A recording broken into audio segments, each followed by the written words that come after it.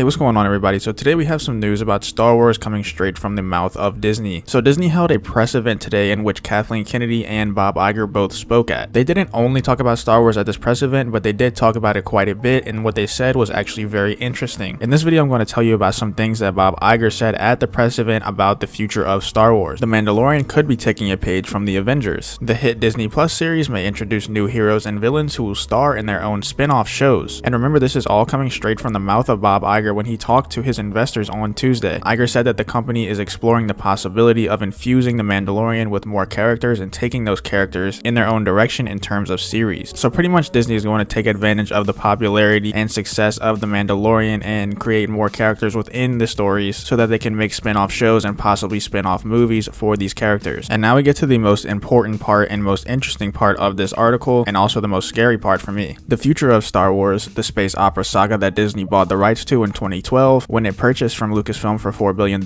will be on the small screen. The release of The Rise of Skywalker last December ended the 9-film series about the Skywalker saga. Iger is quoted saying that this is causing Disney to take a bit of a hiatus in terms of theatrical releases. This has been a big fear of mine, that Disney would go the TV route for the rest of the time that they have Star Wars. But before I give you my opinion and start freaking out, I'm going to read the rest of the article. Iger says that Disney believed it had oversaturated the market for Star Wars sequels and spin-offs. The Rise of Skywalker was also the lowest grossing out of the 3 most recent installments, and 2018's Solo lost money. Now, the fact that Solo lost money, a Star Wars movie losing money, would be enough to scare me off from releasing more Star Wars movies, but the fact that all the other ones that they have released have made over $1 billion should be enough to make you want to release more in theaters. Iger then says that the priority over the next few years for Star Wars will be television. Now, I don't know if he means the priority in terms of production or in terms of releases, because we are supposed to have a Star Wars movie come out in 2022, and if they hold off on production for movies for a few years, that's going to be until 2022, and that's not going to leave them near enough time to actually complete the production for a movie. Iger then says that this will not only include The Mandalorian, but also a series based on Cassian Andor, a rebel captain played by Diego Luna, who was first seen in Rogue One, as well as a series centered around Obi-Wan Kenobi that recently made headlines when production was suspended while the creative team reworks the scripts. So this is actually very good news that they mentioned Obi-Wan Kenobi in this statement, because there were many reports before the production got suspended that the series had been canceled altogether, and then when they suspended production, it kind of seemed like it was maybe leaning towards being canceled altogether, but Iger mentioning the series in his statement kind of puts those theories to bed. Iger then goes on to say that The Mandalorian has been a signature hit for Disney Plus since the streaming service launched in November, and that is mostly thanks to Baby Yoda, he says. Iger finishes out his statement saying that more consumer products based on Baby Yoda will hit shelves soon. So obviously a lot of people over the past few months have been saying that Star Wars should go only to television and never have a movie come out in theaters again. It makes me pretty mad when people say this, because I do want to be able to go to the movies and actually look forward to going to the movies to see a Star Wars movie. Last year we had The Mandalorian come out in November, and then The Rise of Skywalker in December. And even though when The Mandalorian came out and I woke up that morning and I knew The Mandalorian was dropping that day, I was super excited, but it was nothing like waking up in the morning knowing that it was The Rise of Skywalker day. And I just don't want to be robbed of having that feeling of waking up knowing it's Star Wars day. And it's hard for me to imagine that other Star Wars fans would be okay with having that taken away from them. But that's pretty much it for this video. I just wanted to tell you that Bob Iger himself has said that Star Wars' future will be television. But let me know in the comments if this scares you, or if you are one of those people that want the future of Star Wars to be television, or if you are just indifferent on the topic. Do you think that they're going to hit the 2022 movie release date, or do you think they're just going to scrap that movie altogether? I actually heard some interesting theories about the Kenobi series being turned back into a movie, and I'm going to do a video on that theory very soon. But in the meantime, I hope you liked the video. If you did like the video, make sure you leave a like on the video and subscribe to the channel, and I hope to see you on the next one.